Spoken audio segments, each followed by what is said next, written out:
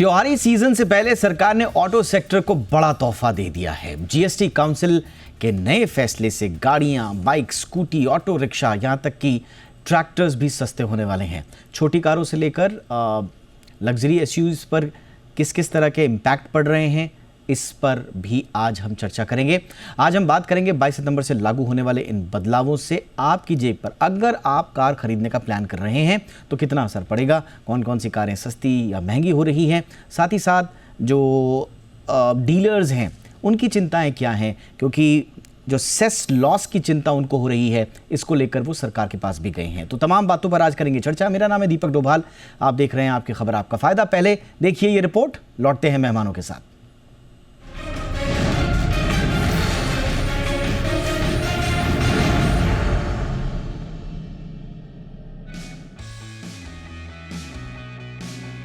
त्योहारी सीजन से पहले सरकार ने ऑटो सेक्टर में बड़ा धमाका कर दिया है। जीएसटी काउंसिल के नए फैसले से गाड़ियां, बाइक, स्कूटी, ऑटो रिक्शा और यहां तक कि ट्रैक्टर तक सस्ते होने वाले हैं। 22 सितंबर से लागू होने वाले इन बदलावों से आपकी जेब पर बोझ कम होगा और सड़क पर रफ्तार आपकी बढ़ेगी। From 28 to 18% on small cars and motorcycles which are equal to or below 350 cc. Reduction of GST from 28 to 18 on buses, trucks and ambulances. Uniform rate of 18% on all auto parts, irrespective of their HS code. Three-wheelers from 28 to 18 again. कौन सी गाड़ियां आपके budget में fit होने वाली हैं, ये भी समझ लीजिए। शुरुआत करते हैं छोटी कारों से। अब 4 मीटर से कम लंबाई वाली कारें जिनका इंजन पेट्रोल में 1200 सीसी और डीजल में 1500 सीसी तक है, उन पर जीएसटी 28% से घटाकर 18% कर दिया गया है। यानी बजट सेगमेंट की कारें अब और सस्ती होंगी। अब बात करते हैं लग्जरी और एसयूवी सेगमेंट की। पहले इन गाड़ियों पर जीएसटी के साथ साथ 22% तक सेस लगता था, जिससे टैक्स 50% तक पहुंच जाता था। लेकिन अब नया नियम कहता है कि 40% टैक्स स्लैब में आने वाले प्रोडक्ट्स पर कोई अतिरिक्त सेस नहीं लगेगा। यानी एसयूवी, एमयूवी और एक्सयूवी जैसी गाड़ियों पर टैक्स घटकर 40% हो जाएगा। इसका मतलब ये है कि इन गाड़ियों की कीमत में 5 से 10% तक की कमी आ सकती है। दोपहिया वाहनों के शौकीनों के लिए भी खुशखबरी है। 350 सीसी तक की मोटरसाइकिल और स्कूटी पर जीएसटी 28% से घटाकर 18% कर दी गई। यानी अब बाइक खरीदना और भी आसान और सस्ता हो जाएगा। लोकल ट्रांसपोर्ट को भी सरकार ने राहत दी। ऑटो रिक्शा, 3 पहिया गाड़ियों, इन पर जीएसटी 28% से घटाकर 18% कर दिया गया। इससे ऑटो चालकों को फायदा मिलेगा और लोकल ट्रांसपोर्ट की सेवाओं को बढ़ावा भी मिलेगा। किसानों के लिए भी सरकार ने बड़ा ऐलान किया है। ट्रैक्टर पर जीएसटी 12% से घटाकर 5% कर दिया गया। इतना ही नहीं, ट्रैक्टर के कल पुर्जों पर भी जीएसटी 18% से घटाकर 5% कर दिया गया। इससे खेती की लागत कम होगी और कृषि क्षेत्र को मजबूती मिलेगी। बस, एम्बुलेंस और अन्य जरूरी वाहनों पर भी जीएसटी को 18% कर दिया गया। इससे पब्लिक ट्रांसपोर्ट और हेल्थ सर्विसेज को बढ़ावा मिलेगा। तो साफ है कि सरकार ने इस बार त्योहारी सीजन में मिडिल क्लास की झोली खुशियों से भर दी है। गाड़ियां हो, बाइक हो, ट्रैक्टर हो, हर सेगमेंट में राहत का पैकेज तैयार है। यानी इस दिवाली आपकी जेब भी रोशन होने वाली है। ब्यूरो रिपोर्ट, जी मीडिया। स्वागत करते हैं आज के मेहमानों का। नवीन सोनी साहब हमारे साथ जुड़ चुके हैं, जाने माने ऑटो एक्सपर्ट और पूर्व president Lexus India. Good evening Soni sir, बहुत बहुत स्वागत है। हमारे साथ हैं MS Mani sir, partner Deloitte India और जीएसटी मामलों के जाने माने जानकार। बहुत बहुत स्वागत है मनी सर आपका, गुड इवनिंग। वेंकेश गुलाटी जी हमारे साथ हैं, vice president automotive skill development council और पूर्व प्रेसिडेंट हैं FADA के। बहुत बहुत स्वागत है गुलाटी साहब आपका भी, गुड इवनिंग। इनफैक्ट मैं चर्चा की शुरुआत मनी सर आपसे करना चाहता हूँ। कहाँ कहाँ राहत मिली है इसको तो हम डिटेल में ज़रा समझेंगे, लेकिन ताज़ा रिपोर्ट जो आ रही हैं उनके मुताबिक जो डीलर्स हैं वो अब सरकार को थोड़ा सा कह रहे हैं कि जो 2,500 करोड़ का सेस लॉस है उसको लेकर वो चिंतित हैं। उनका ये कहना है कि जो एग्जिस्टिंग इन्वेंट्रीज हैं उन पर हायर टैक्स पेड है। तो ज़रा ये माजरा समझाइए सर, ये क्या इनकी चिंता है और कितनी जायज़ चिंता है? देखिए, ऑटोमोबाइल डीलर्स की जो चिंता है वो बिल्कुल जायज़ है और उसको समझने की ज़रूरत है। और मैं ये उम्मीद करता हूं कि सरकार इसका कोई समाधान जरूर निकालेगी, इन द कमिंग डेज। अब मुद्दा ऐसा है कि जो डीलर ने गाड़ी खरीदी है मैन्युफैक्चरर से, मैन्युफैक्चरर ने उसके ऊपर जो जीएसटी और सेस जो चार्ज किया है, जिस दिन मैन्युफैक्चरर ने वो माल को अपने फैक्ट्री से निकाला है उस दिन पे किया है। तो आज की तारीख में अगर मैं मानता हूं कि कोई गाड़ी है जिसके ऊपर 28% जीएसटी है और 12% सेस है, तो मैन्युफैक्चरर ने उसके ऊपर 28% जीएसटी और 12% सेस पे करके डीलर को बेचा है। डीलर के पास वो माल पड़ा हुआ है, वो गाड़ी पड़ी हुई है, उसने अभी तक बेचा नहीं है। और मौजूदा हालात में बहुत से कम कस्टमर होंगे जो आके जीएसटी गाड़ी खरीदेंगे, क्योंकि उनको पता है कि जीएसटी की रेट कम होने वाली है।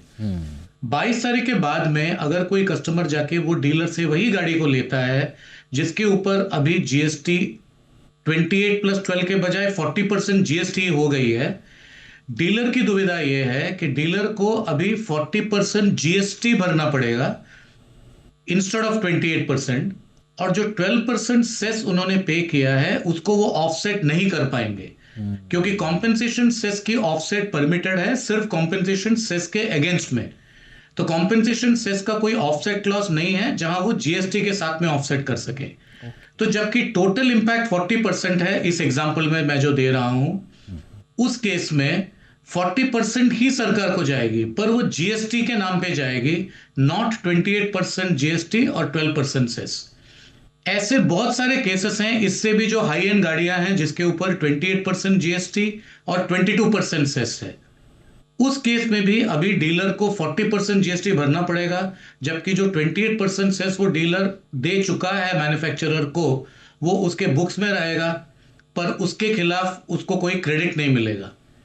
तो ये सिचुएशन जो है ये इसलिए है क्योंकि डीलर्स गाड़ियों के केस में हर डीलर कुछ लेवल ऑफ इन्वेंट्री लेके काम करते हैं, क्योंकि जब कस्टमर आते हैं दुकान में उनको गाड़ी देखना है और उनको जल्दी 1 हफ्ते में, 10 दिन में, 15 दिन में गाड़ी की जरूरत है। इसकी वजह से सारे डीलर्स इन्वेंट्री कैरी करते हैं और पिछले 3-4 महीने से ऑटोमोबाइल सेल्स थोड़े से स्लो ट्रैक पे हैं, उसकी वजह से बहुत ज्यादा गाड़ियां नहीं बिकी हैं। अब डीलर्स को अगर ये कॉम्पेंसेशन सेस का जो अमाउंट उनके पास एक्यूमुलेटेड है, इसको अगर उनको राइट ऑफ करने की नौबत आई तो ये बहुत बड़ा झटका होगा, और instead of being very positive for the auto sector, ये थोड़ा सा नेगेटिव हो जाएगा ऑटो सेक्टर के लिए। क्योंकि जब हम सेक्टर देखते हैं हम सिर्फ कंज्यूमर की बात नहीं देखते हैं, कंज्यूमर, डीलर, मैन्युफैक्चरर तीनों लेवल पे इसको पॉजिटिव होने की जरूरत है। पर मैं ये मानता हूं कि ये जो रिप्रेजेंटेशन है ये गवर्नमेंट को बताया गया है, government is aware of this representation, और शायद इसके ऊपर वो कोई ठोस कदम निकालेंगे अगले कुछ दिनों में। एब्सोल्युटली। अब देखिए इसीलिए कह रहे हैं कि अगर सेस का ये लोड है, अगर उसको अगर सरकार ने उसकी कोई व्यवस्था नहीं की तो हर गाड़ी पर लगभग 2 से 3 लाख का नुकसान होगा। अब ये थोड़ा सा है कि भाई अगर डीलर्स के पास अगर ये नुकसान हो रहा है तो स्वाभाविक रूप से ये कंज्यूमर को भी भुगतना पड़ सकता है अगर इसकी व्यवस्था नहीं हुई। तो गुलाटी सर थोड़ा बताइए आप कि इसका समाधान के लिए आप लोगों ने क्या सुझाया है सरकार को? देखिए, मनीष जी ने बहुत अच्छे से समझाया है आपको जो प्रॉब्लम में हम डीलर्स हैं, और ये छोटा मोटा अमाउंट नहीं है। हर डीलरशिप में लगभग अगर देखूं तो मैं कुछ 5 से 10 करोड़ ऐसा सेस होगा जो फंसा होगा, डिपेंडिंग किस साइज के। और बेसिकली मैं कार डीलर्स की बात कर रहा हूँ, नॉट 2 व्हीलर डीलर्स, क्योंकि ये कार के ऊपर ही सेस इम्प्लीमेंटेड होता है। एफएडीए की तरफ से ऑलरेडी एक रिप्रेजेंटेशन फाइनेंस मिनिस्टर को जा चुका है इसकी क्लैरिटी के लिए। हमें उम्मीद है कि कोई ना कोई क्लैरिफिकेशन उनकी तरफ से आएगा, बट जब तक नहीं आता है ये एक तरीके से ये हमारे मतलब एक कंफ्यूजन बना हुआ है, एक तलवार लटकी हुई है हमारी तरफ कि वो खुशी मनाए कि गम मनाए, कि हम अपने आप में कंफ्यूज रहे कि ये त्योहार कस्टमर के लिए तो है, डीलर के लिए है कि नहीं, उसका इंतजार हम अभी भी कर रहे हैं। एब्सोल्युटली सर, ये कन्फ्यूजन अगर रहा तो मैं इसीलिए कह रहा हूँ कि ये कन्फ्यूजन तो हर चीज़ पास ऑन होती है ना, कन्फ्यूजन भी पास ऑन होगा तो वो कंज्यूमर तक भी जाएगा। बट सोनी सर, अब ये वाली इशू तो हमने देख लिया कि डीलर्स के क्या इशू है, बट अदरवाइज अगर हम ये मान के चल रहे हैं कि सरकार कोई ना कोई इसका समाधान ज़रूर निकालेगी, ओवरऑल आप एक कार बायर के लिए नए जीएसटी रिफॉर्म को किस तरह से देख रहे हैं, और क्या अब वक्त आ गया है सर, अगर प्लानिंग है तो ख़रीदारी करने का 22 के बाद? या देखिए, डेफिनेटली ये बहुत अच्छा कदम है गवर्नमेंट की तरफ से, बिकॉज आप पहले 2 क्वार्टर्स की सेल अगर देखें इस साल के, तो डेफिनेटली उसमें क्या हो रहा था कि डिमांड जो है श्रिंक हो रही थी एक तरीके से, नियरली सेम या 1-2% लास्ट ईयर से ज़्यादा। होलसेल की अगर मैं बात करूं तो वो रिपोर्ट किया जा रहा था कि वो 1-2% ही का फर्क है। अगर ये डिमांड श्रिंक हो रही थी और अगर आप डिस्काउंट की अगर तरफ देखेंगे तो काफ़ी डिस्काउंट मार्केट में ऑलरेडी आ चुका था। तो एक तरफ तो उनका जो डिमांड श्रिंकेज है और एक तरफ जो है वॉल्यूम श्रिंकेज है, और उसकी वजह से उनका चाहे मैन्युफैक्चरर हो चाहे डीलर हो, उनका मार्जिन श्रिंक हो रहा था। तो फिर भी जो ग्रोथ है वो मार्केट में नहीं थी। तो इसके चलते हुए बहुत ही अच्छा कदम था इस तरह से जीएसटी को रैशनलाइज करना। मैं जान के बोल रहा हूँ कि रैशनलाइज करना, बिकॉज सिंप्लीफाई करने की जहाँ तक बात है उसमें आई थिंक अभी भी कुछ कदम लेने बाकी हैं। क्योंकि रैशनलाइज में क्या होता है कि आप जो पुराना सिस्टम होता है और जो नया सिस्टम होता है उसको आप किसी तरह से सुपर इम्पोज करने की कोशिश करते हैं। पुराने सिस्टम में द बिगेस्ट फ्लॉ वाज कि वहां पे जो भी आप जीएसटी लगाते हैं या उससे पहले जो वैट लगा करता था, उसमें 3 चीजें मुख्यतः मिक्स हैं: गाड़ी का इंजन साइज, गाड़ी की लेंथ और गाड़ी का कार्बन फुटप्रिंट। अब ये क्या है कि कई बार कॉन्ट्रोडिक्शंस में आ जाते हैं। जैसे आपने अगर सुना हो तो जब ये मीटिंग हुई है कल, उससे पहले बहुत हेवी रूमर थी कि जो महंगी ईवीज हैं उनके ऊपर शायद जो है टैक्स बढ़ जाएगा, क्योंकि वो कार्बन इमिट कम करती हैं, इसके लिए उनको एक बकेट में एक साथ में रखा गया था। लेकिन जहां तक मीडियम कार्स का सवाल है, आपके चार्ट भी बता रहे हैं, आपकी इंट्रोडक्शन भी बता रही है कि अलग अलग साइज ऑफ द व्हीकल, अलग अलग साइज ऑफ द इंजन। अब आप देखिए इसमें क्या हुआ है, इसके अंदर एक बहुत बड़ी जो चीज क्रीप इन कर गई है कि जो मोटरसाइकिल्स हैं जो 350 सीसी से बड़ी हैं, उसमें घटने की जगह गाड़ी की कीमत, मोटरसाइकिल की कीमत बढ़ गई है, बढ़ा दी। तो अगर आप देखें तो कस्टमर भी कंफ्यूज होगा कि भाई ये क्या हुआ, क्योंकि आप तो कह रहे हैं जीएसटी रैशनलाइज करना था, उसकी वजह से ऐसा हुआ। तो जैसा मैंने आपको शुरू में कहा, जीएसटी रैशनलाइज तो हो गया है, पुराने और नए सिस्टम के अंदर कंपैरिजंस आ गए हैं, लेकिन उसको सिंप्लीफाई करना, और हमारी तरफ से मतलब ऑटोमोबाइल मैन्युफैक्चरर की तरफ से एक ही डिमांड रही है कि अगर आपको उसको करना है तो या तो कार्बन के बेसिस पे कीजिए या फिर ऐसा कोई एक सिंगल लाइन क्राइटेरिया रखिए जिससे कि कस्टमर को जो राहत मिले वो ट्रांसपेरेंट हो, और बनाए इसके कि वो कंफ्यूज हो जाए कि भाई क्यों ऐसा मेरे साथ में हो रहा है। बट सर, चाहे महंगी जो बाइक्स हैं या महंगी जो कार हैं, वो तो बहुत सिंपल है। गवर्नमेंट ये कह रही है कि भाई जो लग्जरी कैटेगरी में जो भी आएगा वहाँ पर हम बढ़ा देंगे, और जो आम आदमी के लिए हैं उनमें हम घटा देंगे। तो ये सिंपल नहीं है सर? अगर आप सारे चार्ट एक साथ में रख लें और देखें कि ये लग्जरी कार या लग्जरी बाइक्स को किस तरह से ट्रीट किया गया है, तो एक ही आपको उसमें एनॉमली दिखेगी, जो कि लग्जरी भी कहना गलत होगा, क्योंकि 350 सीसी से बड़ी बाइक को लग्जरी में नहीं डाल सकते, क्योंकि लग्जरी का डेफिनेशन होता है कि उसके अंदर क्या फीचर्स हैं, उसके अंदर क्या प्राइसिंग है। अगर इंजन के बेसिस पे आपने उसको बड़ी कैटेगरी या सो कॉल्ड लग्जरी में डाल दिया तो वो डेफिनेटली गलत हो जाएगा।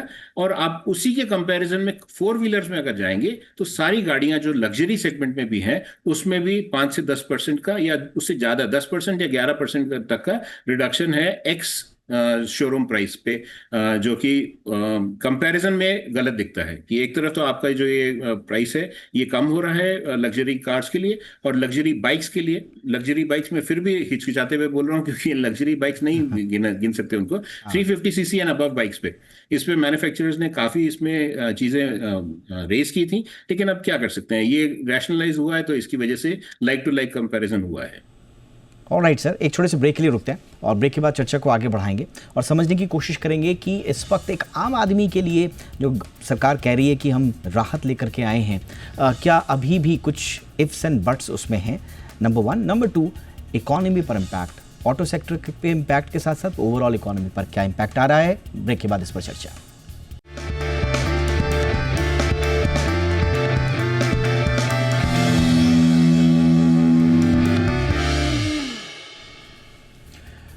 ब्रेक के बाद आपका स्वागत है। मनी सर, आपके पास आ रहा हूँ। सर, एक आम आदमी के लिए जो इस वक्त प्लान कर रहा है सर, उसके लिए आपको क्या लगता है इस सारे कन्फ्यूजन के बीच में सबसे बड़ी चिंता जो उसकी है वो ये है कि ऐसा तो नहीं है कि इन्वेंट्री लॉस की भरपाई के लिए अगर सरकार ने कोई इसका समाधान नहीं निकाला तो उसके लिए कहीं पास ऑन ना कर दे कंज्यूमर पे, नंबर 1। और अगर ऑटो सेक्टर को वैसे भी मिल रहा है क्योंकि सरकार ने स्पष्ट कर दिया कि हम एंटी प्रॉफिटेरिंग के प्रावधान नहीं लाने जा रहे हैं और हमें इंडस्ट्री पर भरोसा है कि वो पास ऑन कर देंगे। तो क्या ऐसी स्थिति में हैं अभी ऑटो कंपनीज की वो पास ऑन कर पाएँ अभी, और एक क्या आश्वस्त कर सकते हैं इस वक्त एक कंज्यूमर को कि बिल्कुल सही फॉर्म में ये कंज्यूमर तक पास ऑन होंगी ये रियायतें सर? देखिए, इसमें कोई दो राय नहीं है कि ये कंज्यूमर तक पास ऑन होगी कि नहीं होगी, वो तो डेफिनेटली होगी। क्योंकि इस राउंड ऑफ रेट रिडक्शन जो सरकार ने किया है अभी, इसमें कंज्यूमर ही सेंटर में है, लेफ्ट में है, राइट में है, हर जगह में ये कंज्यूमर सेंट्रिक है। तो कंज्यूमर सेंट्रिसिटी के हिसाब से ही ये पूरा रेट रिडक्शन किया गया है। तो इसमें कोई दो राय नहीं है कि कंज्यूमर तक रिडक्शन पास ऑन होगा कि नहीं होगा। कंज्यूमर तो डेफिनेटली बेनिफिट करेंगे, because consumer is the king. सवाल सिर्फ इतना उठता है कि जब कंज्यूमर को बेनिफिट करना है, सरकार को शायद पूरे जीएसटी इकोसिस्टम को कंसिडर करके वो बेनिफिट देनी है। अभी जो मौजूदा हालात हैं उसके बेसिस पे लगता है कि पूरी जो इकोसिस्टम है, और इकोसिस्टम में मैं ये कहना चाहूंगा कि सिर्फ जीएसटी की, सिर्फ गाड़ियों की डीलर नहीं है, गाड़ियों से संबंधित जितने लोग हैं, for example car leasing companies हैं, बहुत सी कंपनीज हैं जो कार को बाई करके स्टॉक इन ट्रेड के हिसाब से यूज करती हैं सर्विसेज प्रोवाइड करने के लिए, रेंट ए कैब ऑपरेटर्स हैं। तो ये पूरी जो इकोसिस्टम है गाड़ियों की, उसको कंसिडर करनी पड़ेगी, क्योंकि इसमें अगर किसी लेवल पे क्रेडिट एक्यूमुलेशन हो जाता है या कहीं पर क्रेडिट यूटिलाइजेशन बंद हो जाता है, तो उसका असर किसी तरीके से वो सेक्टर के ऊपर पड़ेगा। और ऑटोमोबाइल सेक्टर ऐसी एक सेक्टर है जिसको नॉर्मली पूरे कंट्री की जो इकोनॉमी है, पूरे कंट्री की जो इकोनॉमिक सिस्टम है, उसकी स्टेटस कैसी है, उसकी हेल्थ कैसी है, इसको मापने के लिए सारे कंट्रीज यूज करते हैं हेल्थ ऑफ ऑटोमोबाइल सेक्टर। तो किसी भी कंट्री में अगर ऑटोमोबाइल सेक्टर हेल्दी है, उसमें ग्रोथ है, तो नॉर्मली देखा जाता है कि वो कंट्री भी हेल्दी है और वो कंट्री की जीडीपी भी ग्रो कर रही है। तो उस हिसाब से सरकार के साथ शायद रिक्वेस्ट यही है, पूरी जो इकोसिस्टम है गाड़ियों की, मैन्युफैक्चरर से लेकर कंज्यूमर तक, कंज्यूमर की जो प्रोटेक्शन है वो तो ऑलरेडी इंश्योर कर दी है सरकार ने, पर अभी पूरे इकोसिस्टम का अगर वो संभाल लेंगे तो ये लॉन्ग टर्म में काफी बेनिफिट करेगी सेक्टर को फर्दर डेवलप करने में। Absolutely sir.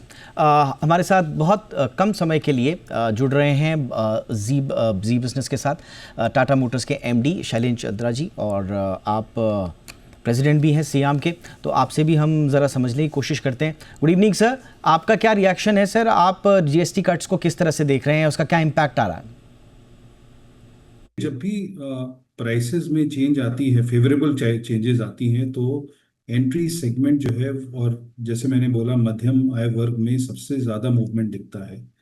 तो हमें लगता है कि रियल डिमांड एडिशन जो है वो एंट्री सेगमेंट कार्स में आएंगी, और मुझे लगता है कि इसमें काफ़ी बूस्ट मिलेगा, क्योंकि कभी बहुत ऐसे ग्राहक होंगे आज के दिन में जिनके बजट के बाहर हुआ करती थी नई कारें, तो अचानक से उनको अगर 60-70 हज़ार की बेनिफिट दिखेगी तो वो ज़रूर उनके बजट के अंदर दिखेगी या अपने आप को थोड़ा स्ट्रेच करने की कोशिश करेंगे। तो मुझे लगता है कि एंट्री सेगमेंट में काफ़ी बूस्ट आना चाहिए इस मूव से। एब्सोल्युटली सर, और ये आपका आकलन सही भी लगता है, क्योंकि entry level car 4 metre petrol में 1200 सीसी, डीजल में 1500 सीसी, इसमें अगर आप देखेंगे 28% प्लस 1 to 3%, टोटल 29 से 31% के आसपास का टैक्स जाता था। अब इसमें 18% कर दिया है, तो 11 से 13% की कमी, और कीमतों में 50,000 से 1 लाख तक की कमी। बिल्कुल सही उन्होंने कहा, 60 से 70 अगर आप एवरेज लेके चलें। गुलाटी सर, एंट्री लेवल कारों में अब वापस जान आएगी सर? लोग अब आएंगे इस तरफ? सर पक्का जान आएगी। देखिए होता क्या है कि एक प्रीमियम कार अगर 2-4, 10,000, 50,000 सस्ती महंगी हो, या उसमें उतनी प्रॉब्लम, मतलब उतना इफेक्ट नहीं आता, क्योंकि एक प्रीमियम कार खरीदने वाले के लिए 30 लाख की गाड़ी 31 की है या 32 की फर्क नहीं पड़ता, लेकिन एक 4 लाख गाड़ी खरीदने वाला का अगर 3.5 में मिलती है, उसके लिए एक बहुत बड़ा क्वेश्चन होता है और बहुत बड़ी हेल्प मिलती है उसमें।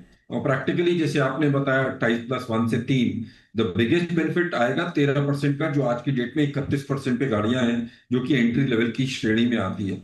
ये सारी गाड़ियां कुछ 12 या 15 लाख के नीचे की गाड़ियां, मतलब 4 लाख से 12 लाख या 13 लाख आएगी, जो हमारी आज की डेट में rural segment, salary class, middle class और ये सब एंट्री लेवल बाइक्स और कार्स खरीदते हैं, उनको एक मोटिवेट करेगी गाड़ियां खरीदने के लिए। और जो इस समय डिस्काउंट मिला हुआ है, क्योंकि एंट्री लेवल पे आज की डेट में भी 5 से 10% का डिस्काउंट है।